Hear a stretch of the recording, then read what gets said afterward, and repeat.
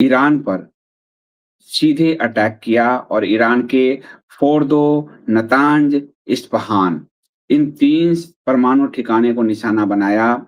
खुद ट्रंप प्रशासन ने प्रेस कॉन्फ्रेंस किया। ट्रंप ने ये भी कहा कि पहले की सरकारों ने, ट्रंप प्रशासन ने, जो अमेरिका की, उसने ईरान के परमाणु कार्यक्रम में मदद किया, लेकिन ये पहली बार है कि हमने इसको अंजाम दिया। हालाँकि ट्रंप के कुछ पुराने ट्वीट्स आपको दिखाए जाएँगे, क्योंकि ट्रंप झूठ बोल रहे हैं। तो पुराने ट्वीट आपको दिखाए जाएँगे, लेकिन अमेरिका का यह जो हमला है, वो क्या सफल रहा? दुनिया इसे नहीं मान रही। इसलिए नहीं मान रही क्योंकि इस हमले में ईरान अपने 400 किलो यूरेनियम को लेकर गायब कर दिया और अमेरिका का परमाणु ठिकाने पर हमला फेल माना जा रहा है। ये सिर्फ़ अमेरिका की डुगडुगी बजती हुई दिख रही है और इस पूरे मामले में परमाणु स्थल फोर्डो पर जो हमला किया, हाँ, इस पर हम अभी आते हैं। तो फोर्डो पर जो हमला किया, वो जो है, ये साफ दिखा रहा है कि ये खोखला हमला था। ईरान ने परमाणु बम बनाने लायक जो यूरेनियम जमा किए थे, वो अमेरिका के हाथ नहीं लगा, वो नष्ट नहीं हुआ है। अमेरिका के रक्षा मंत्री पीट हेगसेथ और joint of staff Dan Caine ने ही डोनाल्ड ट्रंप के दावों पर पानी फेर दिया है। यानी अमेरिका के रक्षा मंत्री का बयान ये क्लियर करता है कि अमेरिका का इतना बड़ा ऑपरेशन नाकाम हो गया है। उन्होंने कहा, अमेरिका के रक्षा मंत्री और जॉइंट चीफ ऑफ स्टाफ ने कहा कि नौसेना के टॉकहोम मिसाइलों ने ईरान के 3 परमाणु स्थल पर हमले किए थे।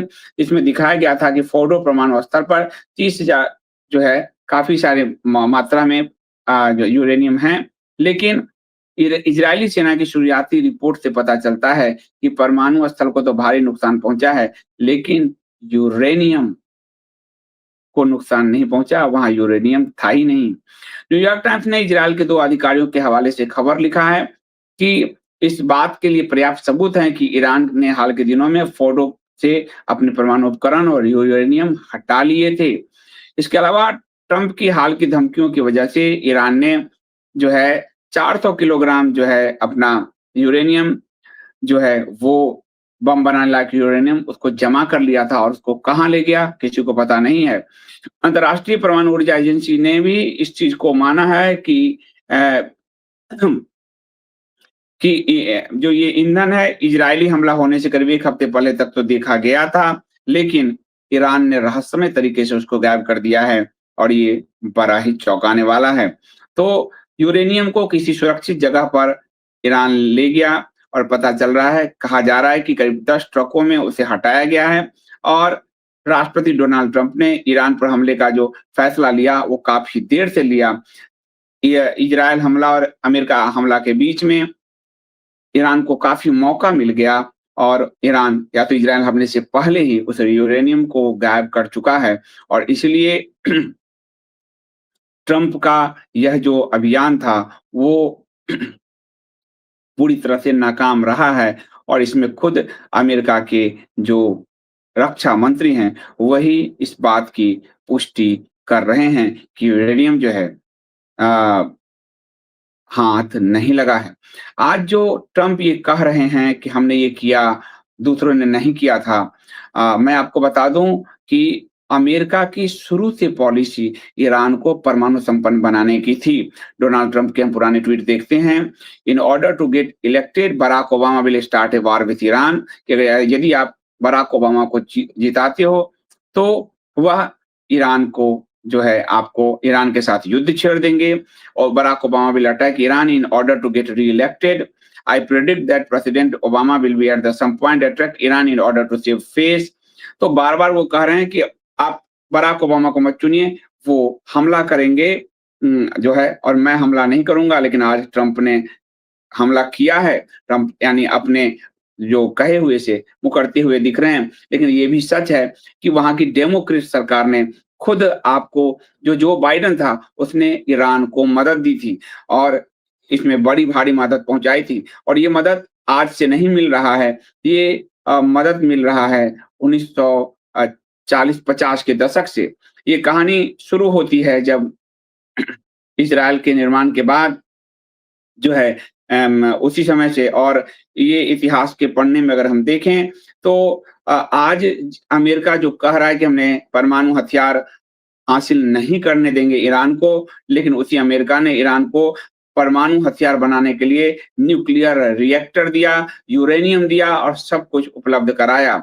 इसकी कहानी शुरू होती है 1950 के दशक में, 1951 का साल था और ईरान में तेल का बड़ा भंडार ढूँढा गया था, जो दुनिया के पूरे तेल भंडार का करीब 10% था और अमेरिका और ब्रिटेन इस पूरे तेल भंडार का दोहन करना चाहते थे, कब्जा करना चाहते थे। उस समय ईरान के प्रधानमंत्री थे मोहम्मद मोसद्दिक, जो जिनको इस बात का एहसास था कि ब्रिटेन इस पर कब्जा करना चाहता था। सेकंड वर्ल्ड वॉर हुआ था और सेकंड वर्ल्ड वॉर में ब्रिटेन काफ़ी कमज़ोर हुआ था। तो अमेरिका और ब्रिटेन ने कई कंपनियां बनाई और जो ईरान में तेल निकालने के काम पर लग गई और इसमें से एक कंपनी थे AIOC यानी एंग्लो ईरानियन ऑयल कंपनी और यह कंपनी एक ब्रिटिश कंपनी थी। जब इस कंपनी के ऑडिट का आदेश दिया ईरान के प्रधानमंत्री मोहम्मद मुसद्दिक ने, तो इस बात की जांच हुई तो पता चला कि ठीक तरीके से तेल नहीं निकल रहा है और यह कंपनी ईरान सरकार ने जो टैक्स तय किए हैं वो टैक्स भी नहीं भर रही है। इसलिए इस कंपनी ने, जो ब्रिटेन की कंपनी थी, इसने ऑडिट कराने से मना कर दिया। इसके कारण ईरान के प्रधानमंत्री, तत्कालीन प्रधानमंत्री मुसद्दिक नाराज हुए और उन्होंने तुरंत एक फैसला लिया और जैसे इंदिरा गांधी ने बैंकों का राष्ट्रीयकरण किया था, उन्होंने ईरान के तेल कुओं का राष्ट्रीयकरण कर दिया। ईरान के तेल कुओं का जब राष्ट्रीयकरण किया, इससे ब्रिटेन का प्रभुत्व कम होने लगा। उस समय प्रधानमंत्री क्लेमेंट एटली थे, जिनके समय भारत को स्वतंत्रता मिली थी और उसके बाद इन लोगों ने ईरान पर कई प्रतिबंध लगाए और फिर इसमें बाद में विंस्टन चर्चिल ने अमेरिकी राष्ट्रपति डी आइजनहावर के साथ हाथ मिलाया। अमेरिका और ब्रिटेन ने मिलकर ईरान को लूटने का योजना बनाया। उस समय अमेरिका सेकेंड वर्ल्ड वॉर के बाद सबसे ताकतवर देश बन के उभरा था। उसने परमाणु बम का इस्तेमाल किया था जापान पर, जिसके कारण उसका बड़ा दबदबा था और उसने अपनी ताकत का इस्तेमाल किया और उसने ईरान में ऑपरेशन अजाक्स चलाया और ब्रिटेन ने ईरान के खिलाफ ऑपरेशन बूट लॉन्च किया। अमेरिका और ब्रिटेन ने दो-दो ऑपरेशन लॉन्च किए और इसमें ईरान के विद्रोहियों का साथ भी उनको मिल गया।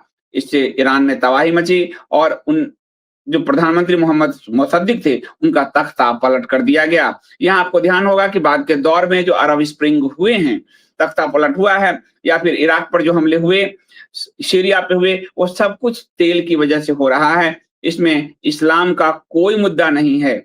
इस्लाम के मुद्दे को अमेरिका ही अपने हथियार और दौलत के ज़रिए प्रमोट करता है। जैसे कि रसिया को अफ़गानिस्तान से निकालने के लिए उसने तालिबान को खड़ा किया, सीरिया में आइसिस को खड़ा किया। ये सब अमेरिका का ही खेल है, वो दोनों तरफ से खेलता है और लोग उस जाल में फँस जाते हैं। वो इस्लामाइज़ेशन का एक जो है खौफ पैदा करके उन देशों पर कब्ज़ा करके उनके तेल निकालने का काम करता है। यही काम उसने ईरान के साथ किया था। 1953 का साल था और मुसद्दिक का तख्ता पलट हो गया और उसका जो ईरान की कमान है, उनके जो जनरल हैं जहीदी, उनको सौंप दिया गया था और उसके बाद कहा गया कि अब ईरान में राजशाही होगी और ईरान के राजा शाह रजा पहलवी होंगे।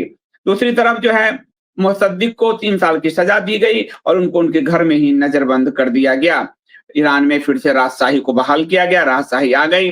अमेरिका के समर्थन से राजा पहलवी ईरान के नए राजा बने और राजा ने ये इच्छा जाहिर की अमेरिका के सामने कि हमारे पास भी परमाणु बम होने चाहिए, परमाणु जो है यूरेनियम होने चाहिए ताकि हम इसके लिए शांति के उपयोग के लिए हम इस परमाणु का उपयोग करेंगे और परमाणु हथियार का मकसद शांति स्थापित करना होगा।